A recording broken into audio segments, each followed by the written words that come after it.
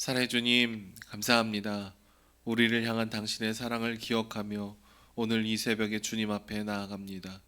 십자가를 질 수 있나 물어보실 때 하나님, 우리가 마음을 다하여 아멘으로 화답하며 우리에게 주어진 그 길을 걸어가기를 주님 소망합니다. 우리의 힘과 우리의 능으로 할 수 없음을 깨달아 날마다 주님 앞에 엎드리며 나아가오니 성령의 충만함을 더하여 주시고 주님과 더욱더 깊은 만남을 허락하여 주시옵소서. 감사드리며 예수님의 이름으로 기도드립니다. 아멘. 우리 하나님 말씀 누가복음 18장에서 27절까지 말씀입니다. 누가복음 9장 18절에서 27절까지 말씀을 교독해서 읽도록 하겠습니다. 예수께서 따로 기도하실 때에 제자들이 주와 함께 있더니 물어 이르시되 무리가 나를 누구라고 하느냐? 대답하여 이르되 세례 요한이라 하고 더러는 엘리야라, 더러는 옛 선지자 중에 한 사람이 살아났다 하나이다. 예수께서 이르시되 너희는 나를 누구라 하느냐? 베드로가 대답하여 이르되 하나님의 그리스도 신이이다 하니 경고하사 이 말을 아무에게도 이르지 말라 명하시고 이르시되 인자가 많은 고난을 받고 장로들과 대제사장들과 서기관들에게 버림받아 죽임을 당하고 제3일에 살아나야 하리라 하시고 또 무리에게 이르시되 아무든지 나를 따라오려거든 자기를 부인하고 날마다 제 십자가를 지고 나를 따를 것이니라. 누구든지 제 목숨을 구원하고자 하면 잃을 것이요 누구든지 나를 위하여 제 목숨을 잃으면 구원하리라. 사람이 만일 온 천하를 얻고도 자기를 잃든지 빼앗기든지 하면 무엇이 유익하리요? 누구든지 나와 내 말을 부끄러워하면 인자도 자기와 아버지와 거룩한 천사들의 영광으로 올 때에 그 사람을 부끄러워하리라. 내가 참으로 너희에게 이르노니 여기 서 있는 사람 중에 죽기 전에 하나님의 나라를 볼 자들도 있느니라. 아멘. 기타를 치다가 기타 줄을 새로 교체하게 되면은 독특한 현상이 하나 일어나게 됩니다. 처음에는 이 6개의 줄을 분명히 잘 정확하게 음을 맞췄는데 이렇게 기타를 치다 보면은 음이 조금씩 이렇게 내려가는 것을 보게 됩니다. 그러니까 새로 세팅한 기타 줄은요, 초반에는 시간이 조금만 지나면은 계속해서 이렇게 줄이 기타에서 이렇게 풀리게 되어 있습니다. 그러다 보면 이렇게 코드를 짚으면은 코드가 굉장히 안 어울린 소리가 이렇게 나게 되죠. 그래서 기타를 치시는 분들은 무조건 처음에 기타 줄을 맞추면은 튜닝 한 4번, 5번은 반복해야 된다라는 것을 인식하고 있습니다. 그래서 계속해서 체크하고 다시 튜닝하고 조율을 하게 되겠죠. 어떻게 보면 이게 줄을 늘렸는데 그게 장력으로 인해서 다시 이렇게 풀어지는 것이 당연한 현상이겠습니다. 그런데 여러분, 우리가 성경에서 예수님에 대해서 이해를 해 나가는 측면도 조금 비슷할 때도 참 많이 있습니다. 우리야 이 완성된 하나님의 말씀을 처음부터 끝까지 대하고 있지만, 그래서 예수님에 대해서 비교적 종합적인 정보를 가지고 그분이 누구신가에 대해서 저희가 보고 있지만, 사실 성경 안에 있는 인물들을 보면은요, 예수님을 알아가는 이런 과정들을 보냈다라는 것을 알 수 있습니다. 그래서 제자들의 모습을 보면은요, 예수님에 대해서 잘 아는 것 같은데 뭔가 다시 이렇게 줄이 풀리는 것 같은, 예수님에 대해서 바른 신앙 고백을 하다가 또다시 조금씩 오해하는 그런 모습들을 반복하게 될 때가 있습니다. 그러니까 예수님을 잘 이해하는 것 같다가도 사람의 본성에 따라서 예수님을 오해하고 자기 멋대로 해석하고 내가 원하는 그 기대를 투영할 때도 종종 있더라라는 거예요. 마치 기타 줄이 조금씩 풀려나가면서 불협화음을 내듯이 예수님에 대한 이해도도 그렇게 나아갈 때가 있습니다.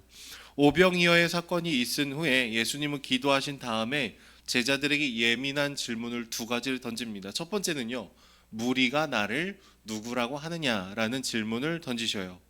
여러분, 이 질문은 포괄적인 질문입니다. 무리, 다른 사람들이 나를 어떻게 생각하느냐, 이 질문에 대해서 제자들은 더러는 세례 요한이라고도 하고 더러는 엘리야, 옛 선지자 중에 한 사람이 살아났다라는 얘기들도 합니다. 그러니까 대중들의 이해에 대한 얘기들을 전해줍니다.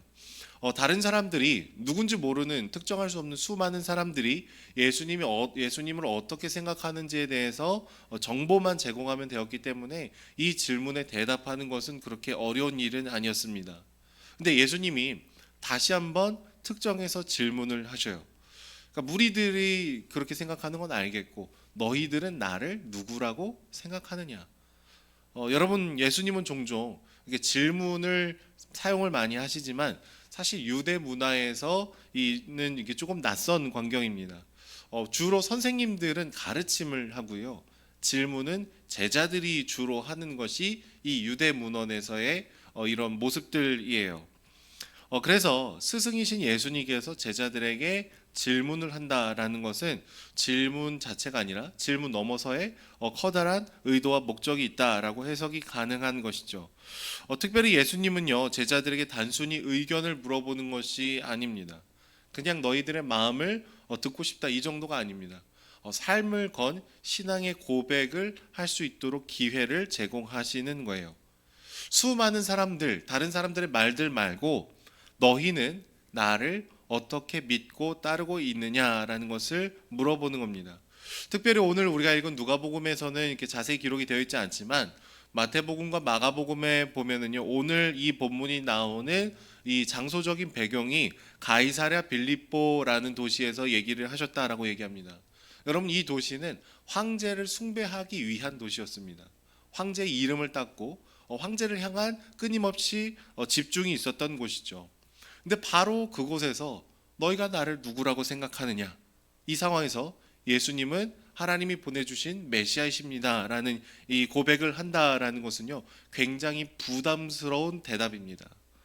로마의 황제를 향한 반역의 의미로도 비춰질 수 있고 당신만이 진정한 왕입니다. 이런 고백을 드려야 되는 것이었기 때문이죠. 그런데 예수님은 굳이 꼭 집어서 물어보세요. 그리고 그 질문에 대한 대표적인 반응이 베드로가 얘기하죠. 하나님의 그리스도신이다라는 굉장히 묵직한 신앙의 고백을 합니다. 그런데 베드로가 고백한 이 하나님의 그리스도라는 이 표현에는요 사실 조금 부담스러운 의미가 담겨 있습니다. 당신은 나의 왕이십니다라는 고백을 드리는 것뿐만 아니라 그 당시 유대인들이 기대했던 소망과 자기들이 원했던 바람들이 꼭꼭 담겨 있는 것이죠. 다니엘서 7장 13절 14절의 말씀을 보면은 인자는 종종 세속적인 왕권을 다시 찾아올 곳으로 묘사가 되고 있습니다.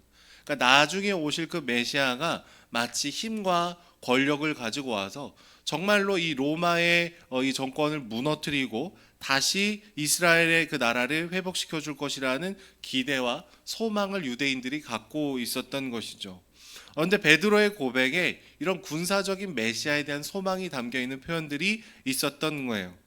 자신들이 예수님을 따라서 살아갈 때에 예수님을 믿고 그분을 나의 구주로 고백하는 것을 넘어서서 이분을 잘 믿고 따르고 걸어가다 보면 언젠가 나도 새로운 나라의 개국 공신이 되고 좀 떵떵거리면서 살고 싶다라는 그런 마음들이 있었던 것이죠. 그런데 이에 대해서 예수님은요 자신이 메시아 되심이 어떤 것인지를 다시 정확하게 얘기를 해주십니다. 이 베드로의 고백 다음에 어떤 것을 얘기하냐면은 고난받는 종으로 오신 메시아에 대한 얘기들을 해주세요. 그러니까 순환을 받을 것을 예고하십니다. 내가 나중에 버림받을 것이고 내가 죽임당할 것이고 그리고 나 3일 만에 부활할 것이다라는 이 고난을 통과하는 메시아에 대한 얘기들을 다시 교정해 주시고 해주시는 거예요. 근데 마태복음 16장 22절에 베드로는요 예수님이 죽임을 당할 것에 대해서 얘기를 하니까 어떻게 반응을 합니까? 예수를 붙들고 항변하다라고 얘기하고 있어요. 여러분 항변하다라는 건요 예수님 그냥 그러지 마세요. 저는 그런 거 싫습니다. 요 정도가 아니라요 멱살을 붙들고 분노를 쏟아내다라는 그런 뜻을 갖고 있습니다. 이거는 주로 사람한테 썼던 단어가 아니라 예수님께서 귀신들에게 이제 분노를 쏟아내실 때 어미 꾸짖을 때 쓰셨던 그 단어를 지금 베드로가 예수님에게 쓰고 있더라라는 거예요. 언제요? 내가 원하던 메시아상이 깨어질 때, 내가 예수님을 통해서 받아내고 싶었던 것이 좌절이 될 때, 당신은 하나님의 그리스도십니다. 그래서 내가 당신을 따르고 걸어갈 때 하나님도 좋고 나도 좋은 일들을 좀 주십시오라고 원했는데 예수님이 나 죽을 거다라고 얘기하니까 그게 싫었다는 거예요. 그래서 예수님은요 나는 고난받을 것이다, 사람들에게 버림받아 죽을 것이다, 그리고 3일 만에 살아나야 하리라 라는 얘기합니다. 특별히 이 헬라어를 보면은 죽임을 당하다, 살아나야 하리라 라는 이 두 표현의 당위성을 나타내는 이 표현들이 함께 기록이 되어 있습니다. 그러니까 성부 하나님께서 예수 그리스도를 통해서 하실 일들을 완수하기 위해서는 두 가지를 반드시 행해야 되는데, 첫 번째는 반드시 죽으셔야 됐어요. 두 번째는 반드시 살아나실 것이었습니다. 여러분, 부활은 죽음을 전제합니다. 우리에게 영원한 생명을 주기 위해서는 예수님이 아주 당위적으로 죽으셔야 되는 일들을 예언하고 있었다라는 것이죠. 그래서 예수님은 나는 반드시 죽어야 된다, 그리고 반드시 살아나야 된다. 누구를 위해서요? 우리를 영원한 생명으로 초청하기 위해서, 깨어진 하나님의 나라를 회복하기 위해서 내가 반드시 죽고 살아나야 된다라는 얘기를 지금 해주고 계시더라라는 것이죠. 그리고 더 나아가서 예수님은 나를 따라서 예수님을 주인으로 모시고 제자로 산다라는 것이 무엇인지를 다시금 교정해 주십니다. 예수님은 얘기하십니다. 자신의 목숨을 내어주는 삶을 살아야 된다.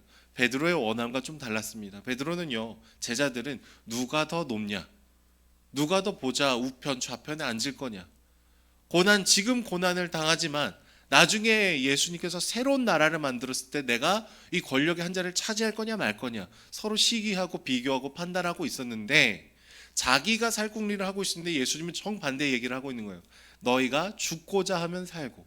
이거는 여러분, 제자들에게 굉장한 변화를 요구하고 있는 것입니다. 살고자 하면 죽는, 그러니까 너희들이 지금 원하는 그 바가 아니다라고 얘기를 하고 있는 것이죠.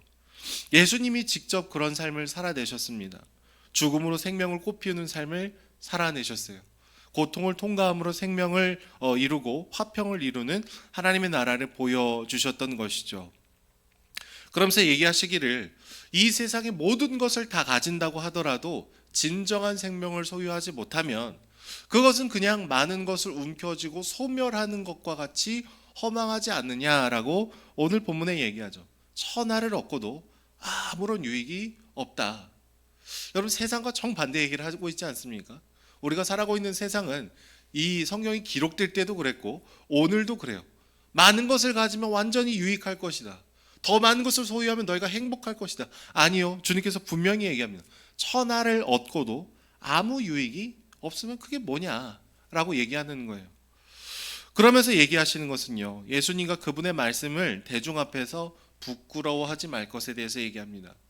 여러분, 하나님의 말씀대로 오늘을 산다라는 것은 이 세상에서 말하는 방식과 기준과 가치와 사실 정반대되는 삶을 사는 순간들이 분명히 있다라는 것을 얘기합니다.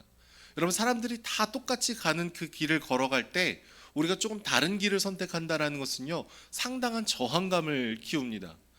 예를 들어서 아이들 양육할 때요, 학교 보낼 때, 교육할 때 이 정도는 해야 돼. 이 집도 하고 저 집도 하고 저 집도 해요. 그럼 왠지 나도 그렇게 아이를 키워야지만 이 아이가 좀 온전해질 것 같은 그런 불안함이 들거든요. 특별히 한국 사회는 다른 사람의 눈과 이 시선을 굉장히 의식하기 때문에 독자적인 길을 걸어가는 것에 대한 굉장히 부담감이 있습니다. 그런데 하나님의 말씀대로 살아간다라는 것은요, 지속적인 용기가 필요한 거예요. 하나님께서 나에게 이렇게 살라고 하셨다. 그 길을 걸어갈 때 우리는 소수가 돼요. 교회를 다닌다고 할지라도 우리는 굉장히 세상과 비슷하게 살아가는 것이 마음이 편합니다. 이때는 요거하고 저 때는 저거하고 많이 가지면 기뻐하고. 여러분, 이렇게 세상의 방식과 함께 걸어가면요, 별로 불편함이 없어요. 그냥 우리의 삶은 주님께서 도와주시면 좋겠다, 이 정도죠. 근데 주님께서 얘기하시는 방식은요, 내 말씀대로 사는 것을 부끄러워하지 마라. 하나님께서 우리에게 명령하신 죽음을 통해서 생명을 꽃피우는 그런 삶을 살아갈 때 우리 마음에 불안하고 두려운 마음이 들 때마다 주님을 의지하면서 걸어가야 된다라는 것이죠. 여러분, 신앙생활 하는 것이 아까 말씀드린 것처럼 기타줄이 계속해서 이렇게 음이 풀리는 것처럼 느껴질 때가 있습니다. 말씀을 받고 은혜를 받으면은 다시 그 절대음에 딱 조율이 돼요.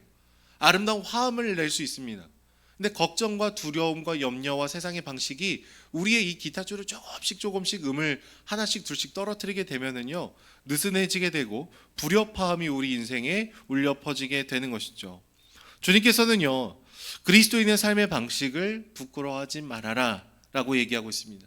그러니까 나중에 주님이 거룩한 천사들과 영광으로 올 때 이런 행위들에 대해서 평가하시겠노라라고 얘기하고 있는 것이죠.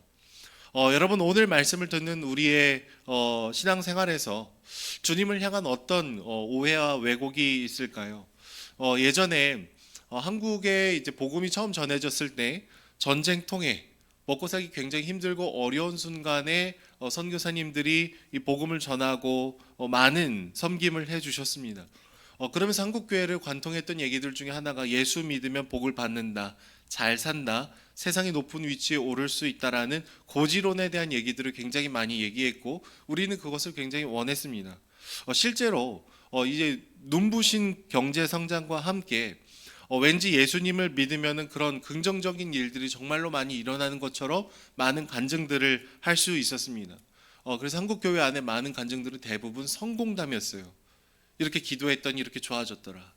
이렇게 교회를 해서 헌신했더니 우리 아이가 뭐 서울대 붙었더라. 헌신하는 것 좋고요. 주님을 위한 삶을 사는 것 좋습니다. 근데 우리가 원하는 바가 이루어졌다라는 것에 방점이 찍힐 때가 굉장히 많이 있더라라는 거예요.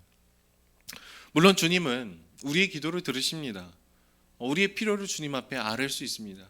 우리가 자녀를 위해서 잘 되기를 바라는 것은 하나님이 우리에게 주신 선한 마음 중에 하나입니다. 그런데 우리는 너무 내가 원하는 것을 주님으로부터 받아내기 위한 그런 도구로 주님을 대해서는 안 된다라는 것이죠. 요즘을 살아가면서 또 우리가 기억해야 되는 것이 무엇입니까? 내가 정말로 오늘 주님께서 얘기해 주신 자기 십자가를 지는 삶을 내가 살아가고 있느냐. 내가 원하는 것을 주님께서 딱 하고 주지 않아도 주님 내가 걸어가야 되는 길은 당신이 걸어가신 길임을 알고 영혼을 섬기다가 우리에게 마주하는 고난과 고통과 부대낌을 당연하게 여기고 그것을 우리가 기쁨으로 걸어가고 있느냐라는 질문이 필요하더라라는 거예요. 기도하면 좋은 게 다 주어지고 그러지지 않아도 정말로 예수님께서 걸어가신 그 길을 따라가면서 이 길이 부끄러운 길이 아니고 힘들고 어려운 길만이 아니고 생명을 꽃피우는 길이라는 믿음의 인식이 내 안에 있느냐 없느냐가 너무나 중요하다라는 것이죠. 하나님의 말씀보다 오늘 말씀을 읽으면서 자기 십자가 막 머리로는 알고 귀로는 많이 들어요. 근데 여전히 내가 좋은 것, 내 판단, 내 경험이 먼저라면은 우리는 십자가를 지는 삶을 결코 따라 살아갈 수가 없더라라는 것이죠. 주 안에 사랑하는 여러분, 한 가지를 기억하며 걸어갈 수 있었으면 좋겠습니다. 하나님의 말씀대로 사는 것이 가장 쉽다. 우리는 이것을 믿음으로 계속 고백해야 돼요. 남편과 아내가 정말 힘들고 어려울 때 그냥 내 성질대로 하면 그게 더 속 시원해 보이지만 내 성질대로 하는 순간 관계가 막 꼬여버립니다. 주님의 말씀대로 내가 좀 더 낮아지고 섬기고 미안하다고 사과하고 그게 굉장히 어려워 보이지만 그 길을 걸어감과 동시에 많은 것이 쉽게 풀려나가게 되는 것이죠. 영혼을 섬길 때도요. 막 나의 자존심과 이런 것들을 세우면은 그게 더 나에게 편해 보여요. 처음에는. 근데 예수님의 십자가를 기억하면서 이 사람의 연약함을 감내하고 이 고난을 통과하는 삶을 살아갈 때 오히려 더 큰 위로와 더 아름다운 길을 저희가 걸어갈 수 있는 것이죠. 주 안에 사랑하는 여러분, 오늘 베드로의 고백처럼 주는 나의 하나님이십니다. 주는 하나님이 보내주신 그리스도십니다. 이런 고백을 드림과 동시에 이 고백에 담겨있는 우리의 욕심들을 조금씩 빼는 저와 여러분들이 되기를 원합니다. 주님, 우리가 예수님 걸어가신 그 길을 끊임없이 묵상하며 우리가 그렇게 낮아지고 그렇게 섬기고 그렇게 고난을 통과하며 그러나 생명을 낳는 이 영원한 삶의 방식을 거할 수 있도록 주님 도와달라고 그렇게 걸어가는 저와 여러분들이 되시기를 축복합니다. 기도하겠습니다. 사랑의 주님, 감사합니다. 지극히 작고 또 연약한 우리들임에도 불구하고 우리를 위하여서 당신의 생명을 쏟으시며 우리에게 새로운 길을 알려주시니 주님 감사합니다. 제자로 산다라는 것을 우리 멋대로 해석하고 싶어 할 때가 참 많습니다. 당신을 위해 헌신하면서 나를 위한 무엇인가를 받아내고 싶어하는 마음들도 너무나 많이 있습니다. 그러나 주님, 예수님 걸어가신 그 길을 우리가 따르기를 원합니다. 우리에게 맡겨주신 작은 십자가를 지고 우리의 십자가를 지고 그 길을 한 걸음 한 걸음 걸어갈 때 매 순간 찾아와 주셔서 하나님 새 힘을 주시고 은혜를 주시고 우리의 작은 섬김을 통하여서 영원한 하나님의 나라가 이 땅 가운데 임할 수 있도록 하나님 붙들어 주시옵소서. 감사드리며 예수님의 이름으로 기도드립니다. 아멘.